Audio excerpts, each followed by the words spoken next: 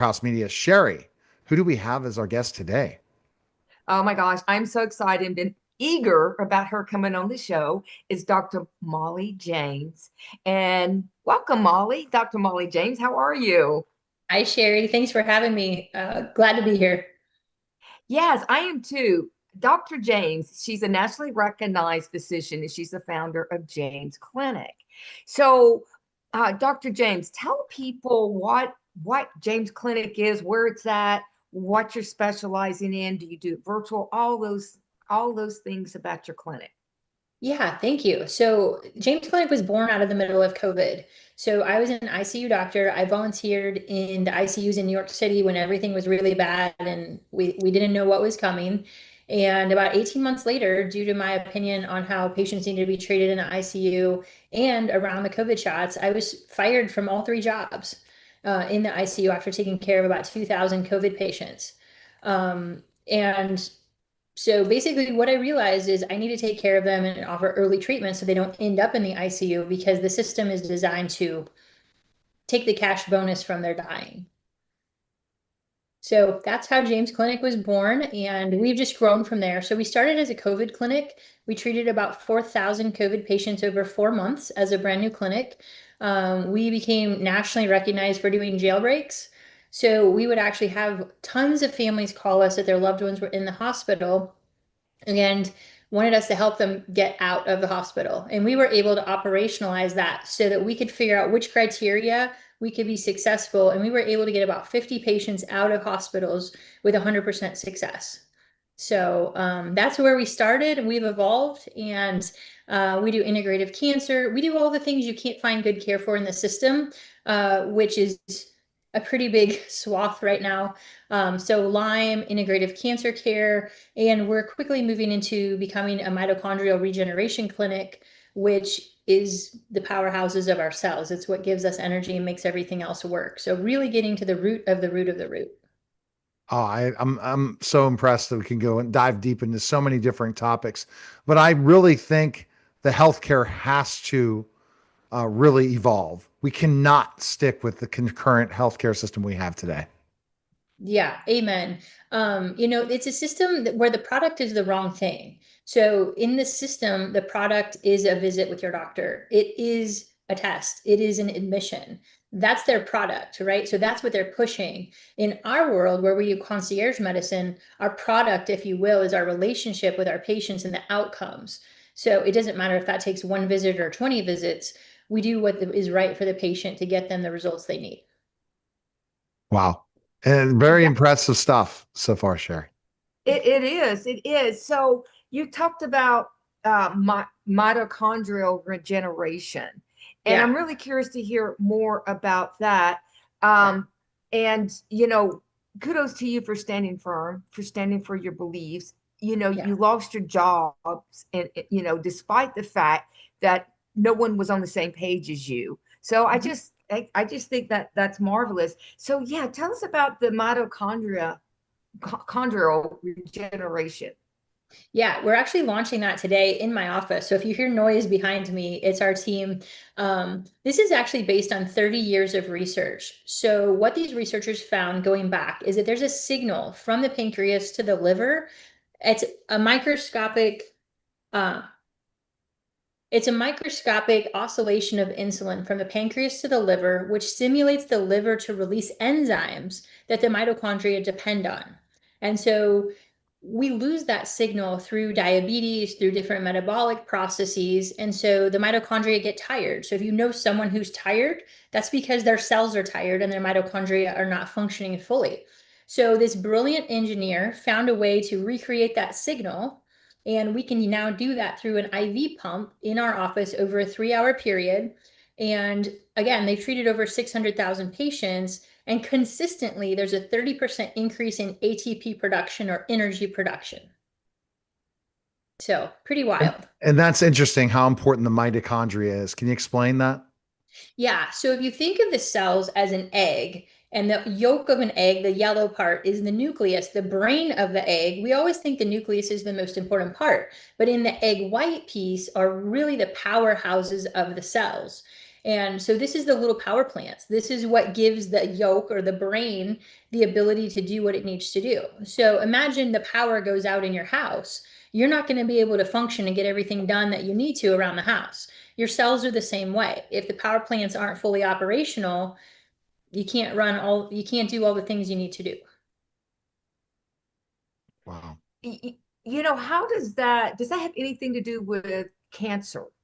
Like Yes. treating, I would love to hear the connection on that. Yeah, I'm so glad you asked that. So, if you look at the current the cancer mindset and standard of care is that this is a DNA break. This is a genetic mutation problem that's propagated down the cell lines, creating tumors. Well, I'm in the other camp of that, which is based on the work of Otto Warburg back in the 1930s, which says the mitochondria broke. It's a metabolic problem that leads to that genetic DNA problem. So getting to the root of the root, it's actually the mitochondria. So if you put a healthy egg yolk into a sick egg white, so healthy brain into sick mitochondria, you're going to get a tumor cell. So if you take a sick yolk and put it into a healthy mitochondria egg white, you're going to get healthy cells. They're going to correct. So again, I'm very optimistic about what this treatment can do for those cancer patients when we correct the energy production at the cellular level. That's amazing. I mean, is there proof they've worked on over 600,000 patients? Have they shown that it definitely indeed does cure cancer? They have some very good anecdotes. I'm waiting for the actual studies and data. It's extremely well published in the areas of metabolic syndrome, diabetes, strokes, neuropathy, cardiomyopathy, things like that. That currently I'm extrapolating to the cancer patients, but I believe there's going to be a direct link, and I'm sure they have the data. I just don't have it yet. Interesting. Yeah. And it's just such an interesting thing.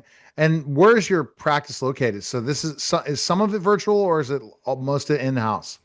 Yeah, so we do a lot of virtual care, but it's not uncommon that our patients, once we meet with them virtually, they travel in for the different treatments that we have. And this would be one of them that you really can't get anywhere. Very limited. 14 clinics in the world offer it. So they have to come in to do that treatment. But we do have a virtual practice. I'm based in St. Louis. I have a clinic in my hometown of Sheraton, Iowa, Southern Iowa, and we have a pretty aggressive growth strategy into the Texas market pretty soon. Interesting. Okay. So, Awesome. Well, speaking of Iowa, yes, you had testified in the legislative there, didn't you? I What was that did. about? That was interesting. So that was way back. They actually were trying to get a bill through that took away mandates. And they were looking at this is back in 22, I believe it was. This is when they were trying to have mandates for employment. So the COVID shot, they were trying to tie that to employment, and you had to show records. And some really astute people in the state said that's not, we shouldn't be tying that to anything medical, shouldn't be tied to employment. So I was testifying on behalf of that, trying to say I've had a front seat to the COVID show from the very beginning in the ICU. You know, everyone thinks patients with COVID infections came into the ICU. We forgot to mention all the people that came into the ICU with COVID shock complications. And we were seeing those as soon as the shock came out. No one's talking about this, but strokes, heart attacks, dementia patients who no longer were controllable that had to go to nursing homes or be on a ventilator because they had to be sedated. So I'm very opposed to any mandates. That just has no place in healthcare at all. Everything needs to be individualized, and every doctor needs the freedom to be able to tell their patients what their true recommendation is, not just follow garbage pushed down by the government who has a biased interest in that. Yeah, and Absolutely. it's an interesting thing, and I don't know still if certain platforms will trust what the FDA has come out with and different things now because still it's being kind of hidden, all the studies and things that are happening right now. Yeah, and I mean, this mitochondrial therapy is one example of that. At the highest levels of insurance and things like that, they know about this device and said, we're never going to cover it because what's it going to do? It's going to knock the legs out of every other pharmaceutical company. If we reverse disease and drop hospitalizations by 95%, which it does, that's not good for the system. So Now, I am a little bit optimistic. Marty Makary at the FDA, I do like some of the things we're hearing from them with hormones. We're getting straight on hormones again. They're going to hopefully take the controlled substances off of testosterone, which has limited the use and prescribing of that. I still don't love the fact that COVID shots are available. While I do think everyone has a right to make their own choices, when we know that it's killed tens of thousands of people, like proven, especially children, it should be taken off the market. So they are doing some things. We need a little bit more aggressive in other areas. Hmm. Interesting. Yeah. Yeah. I mean, the vaccine for the COVID, they just put them out, not tried and true and proven. And we are seeing the backlash of all that. And curious enough that, when it comes to abortion, it's our body and we get to make our own decision without any Right. government interference. But when it came to COVID vaccines, you had to take them. Yeah, So, the hypocrisy of people who have political beliefs that tie into their medical, policies is laughable. So, you can't win with them ever because they change their position all the time. And I agree with you. It's one way or the other, and you have to pick a lane. yeah, yeah. So, vaccines, COVID, I agree with you. What about other vaccines? What about the shingles and the flu? What are your thoughts on those? Yeah, well, let's look at the data. So the flu shot actually has negative efficacy. So if you get a flu shot, you might not get the flu, but you're 2 to 3 times more likely to get another upper respiratory infection. So I think, again, if most people looked at the true risk benefits and they were written out and said, hey, you're probably going to get sicker if I give you this, would you like it? Most people are going to say no. When we say, hey, this shot was made for prostitutes and IV drug users, but they didn't want to take it. So should we give it to your brand new baby that was born 24 hours ago? Most people are going to say, that doesn't sound right. That, Right. that doesn't make sense to me. And if you look at Aaron Series' book, he actually does a beautiful job of going through vaccines and the history and looking at the true incidence of the illness and what the vaccines brought to the market and how much it reduced them and the safety. So the hepatitis B vaccine, the safety studies are 3 to 5 days. So, usually in a pharmaceutical company, when they have liability, you're looking at 5 to 9 years. And we're now monitoring days of safety and giving it to newborns and calling it good. Like that doesn't make sense. It doesn't make sense. But again, when do you think the truth will come out completely? We're still not there yet. Yeah, I think there's so much confusion now, right? Because you've got these psyops and you've got the disruptors, and so it's very hard. So what I suggest to people is find somebody you trust, follow your intuition, your gut instinct, and make it make sense. Like, I don't think babies in the nursery are at high risk for having hepatitis B. Like, kick the football down the road, decide another day. You don't have to be pressured into deciding something today if you're not certain about it. So I think we need to really empower patients to take back their decision making. And I remind them the doctors work for you. So when they bully you, if you're in the system, you're paying them $1,000 to $2,000 an hour for their advice. They better be treating you with respect and giving you good advice. And if they're not, fire them and find somebody who will. That's right. That's right. And one thing I do encourage people is to do your due diligence. It's Mhm. that when you get diagnosed with something and they're telling you this is your treatment, go get other opinions, Totally agree. because, you know, they will be so diverse. It's crazy. And then it's at the point that now you really got to dig in and start, doing your own due diligence and talk to people who've gone through it and what they've experienced. But I like the fact that you are, all about your, patient advocacy. You're in the patient advocacy space, your health freedom. And I think that's what we really should be able to have in this country because we are freedom, but that's something really good as well. So what do you think about the shingles vaccine? I actually don't recommend my patients get any of those at this point in time. If you look at the older patients, and I use the term older very loosely anymore, 50 and up that is recommended for, a lot of them had chickenpox as a child. And so, I'm just not convinced by the data. I'm a skeptic of everything. I've seen enough of the data on other shots. I'm not there yet. So, Um, and the other thing is integrate on the integrative medicine side of things, we have really good ways to treat a lot of things that mainstream medicine has not embraced. So when you bring that to the table and you change the risk benefit of everything, which is what we should be looking at, it really skews the benefits and it raises the relative risk of those types of things, like a shingle shot. Right. And there's always an alternative, right? Just because you've gotten a diagnosis or a different thing, you have to get a second opinion, a third Yeah. opinion, especially if you don't like the outlook, Yeah, right? and I was a surgeon and I always told people go get a second opinion because you're either going to know I'm right and want to do it with me and it'll give you more confidence in what I told you, or you're going to find somebody you like better, or you're going to find a different option you're more comfortable with. Either way, you win. So, any doctor who's telling you not to get a second opinion is not confident in their decision. Where do you think healthcare is going to go with doctors and everything in the next 20 years? So I can tell you where I hope it goes. One of my next projects is to help doctors exit the system. One of the things that we learned during COVID is it was the independent doctors who have a direct doctor-patient relationship that were the ones speaking out against COVID, that were standing on the right side and defending patient rights. And it was people who were employed by the system, that their jobs were threatened. They were beholden to insurers, and they said, I want to prescribe you ivermectin, but I'll lose my job. So we need to get people out of that circumstance because hospital administrators have abused their power and position, and we need to get the power back to the people. We need to get doctors out of the system. And the barrier to that is they don't have financing. You go to medical school and you're $200,000 in debt plus, and now you have to come fund a medical practice, which is 500 to a million to get started, even on a small scale. They just don't have the business wherewithal and they don't have the financial resources to do it. So I want to help close that gap and give them the resources to get out of the system.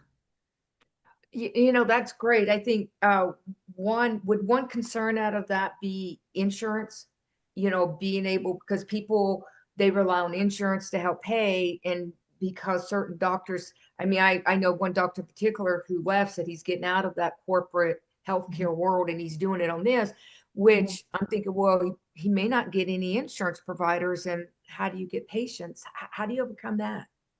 Yeah, so we need to get back to a cash pay practice. We need to educate patients. You need to buy your health care. You need to use your health insurance like you use your car insurance.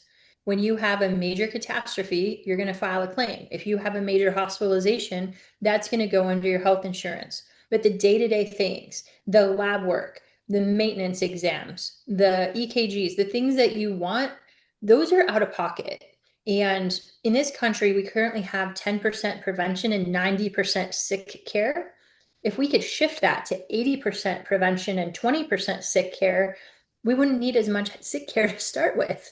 So we just need to change the way people buy it. And when you look at the actual price, so for example, if you came to my clinic right now and you submitted my lab panel to your insurance and it hit a deductible, you would pay about $3,500 for my lab panel. If you came to my office and we had you pay cash for that instead of submitting it and going through that, it would be about $350.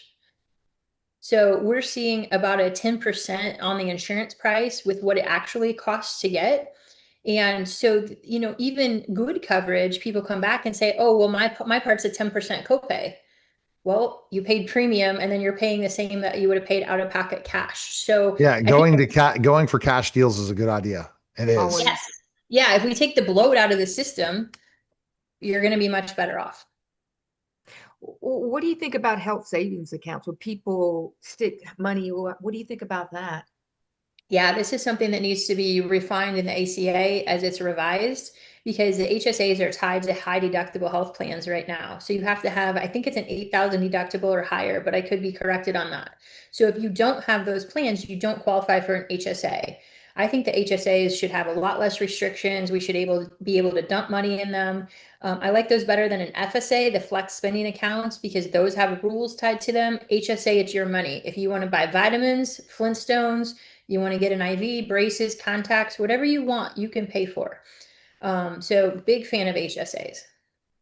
And the healthcare increases are amazing because of the subsidies being, sunsetted. It's going to be tough on a lot of people and how healthcare prices have gone up so high going into 2026. Yeah, my clinic's bracing for that. So again, the bloat is so much in the system. If you come in, you're going to have a deductible that's $10,000. So some of these families are going to have $40,000 to $60,000 out of pocket cost before they get a dollar of benefit. So they're going to have to look for the cash option. And we're positioning ourselves at the clinic so we can have some of those tests, those labs. We are going to be the cheaper option for them in the long run. It just feels different when they pay for it up front. How are you seeing things? Where are you seeing things happening? Like, is there going to be anything changed with healthcare by 2026? Is there going to be a deal in place or anything? I don't know. There's so many forces at play, and if you look at the pharma lobby and if you look at the lobby of big medicine, it's like 95% versus like the freedom doctors and the independent doctors movement, that's 5%. So it's a very well-funded money machine that does not want to go away. So I'm not sure if we're going to Mm. get reform or not. There's a lot of people with their hands in the piggy bank here.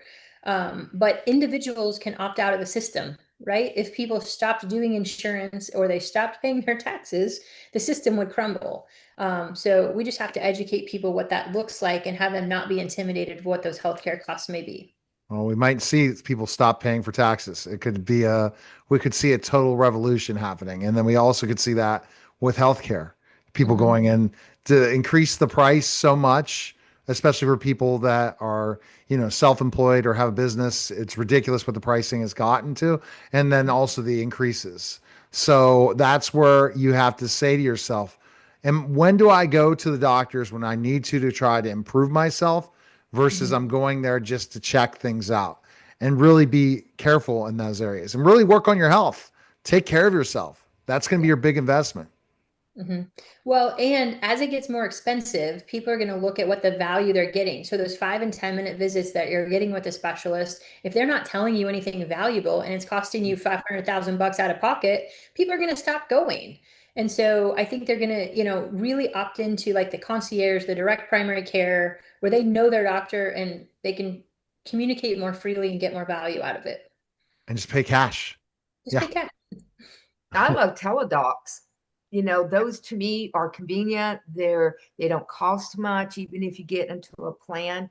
And you don't have to, make a long appointment like out in the future. You get service. And I mean, if it's a doable, I mean, if you've broken your foot or something, it's not.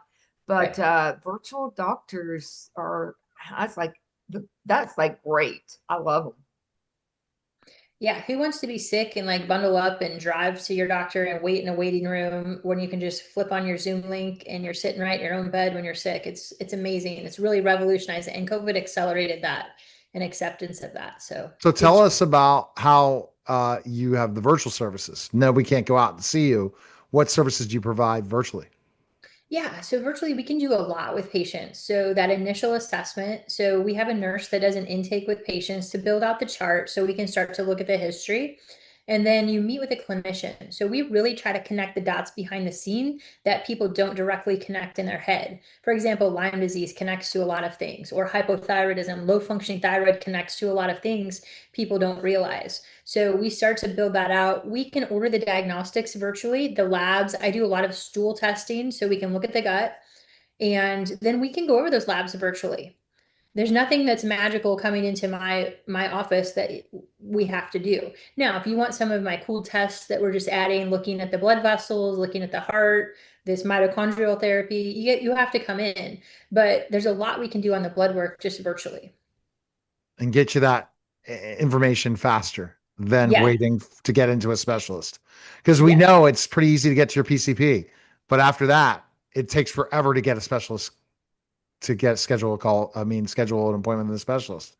You're looking 3, 5 months out sometimes. Yes, yes. And I've had patients that come into us with an acute problem. So, an example was a patient who came after he had a COVID infection, severe encephalitis. We thought he was maybe on the spectrum when we met him because we didn't know his baseline. Well, he had brain inflammation from his COVID. We put him in the hyperbaric chamber, we gave him IV vitamin C, and he was almost 100% recovered by the time he would have seen a neurologist.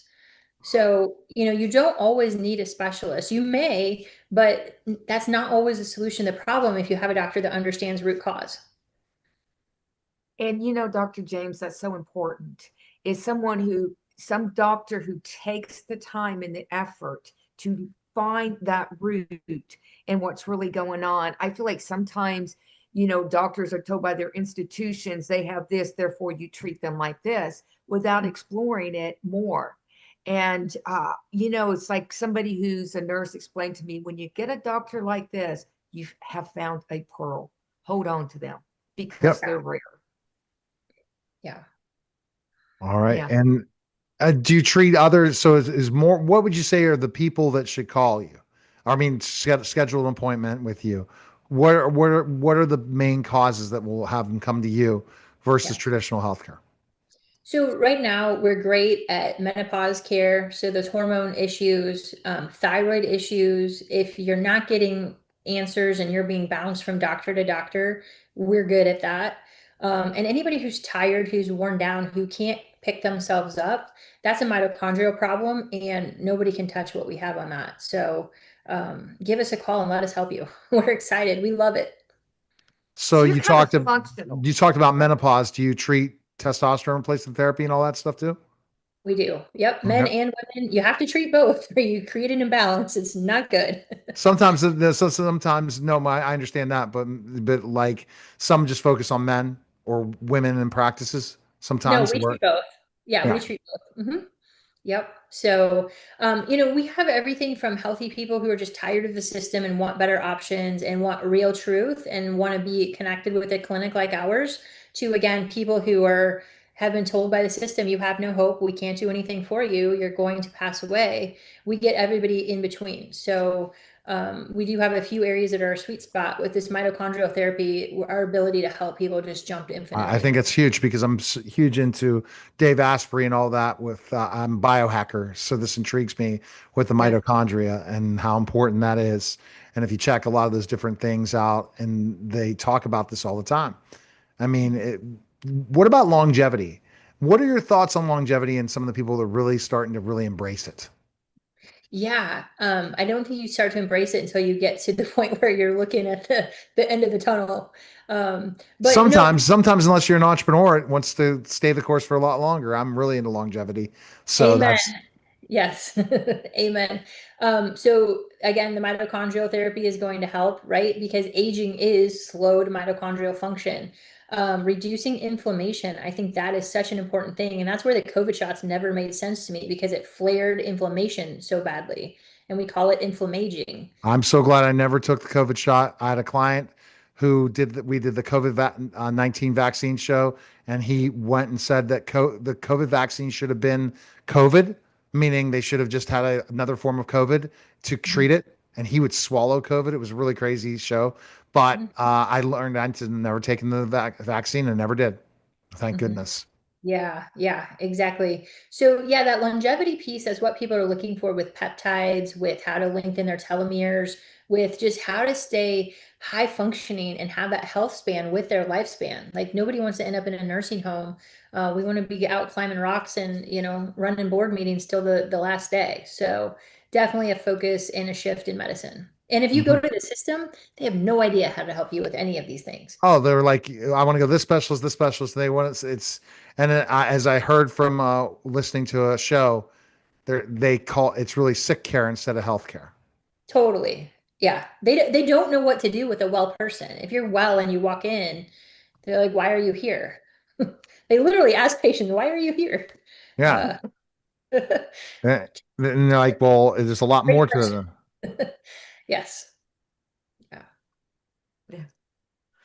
Well, it's awesome. How can they get a hold of you? How can they do these virtuals or in office visits with you? Yeah, our website is jamesclinic.com. That'd be a place to start. We're revamping it right now. So if it changes from day to day, that's us. We're tweaking it on the back end. Following me on Twitter at Malls James, that's probably where I'm the spiciest. I punch back at a lot of doctors giving bad advice on Twitter. And at Love it. James_clinic on Instagram. All right, awesome. Well, it was great stuff. Love it. Definitely going to be checking you out for sure, and some of the things you're doing. Fantastic. And you said you're in St. Louis, right? I am, yes. That's where, so St. Louis. Okay, fantastic. All right. Go to storehousemediagroup.com for all things media marketing and everything else. Appreciate it, guys. Thanks again. That was the special simulcast Neil Haley Show on the Storehouse Media Group podcast.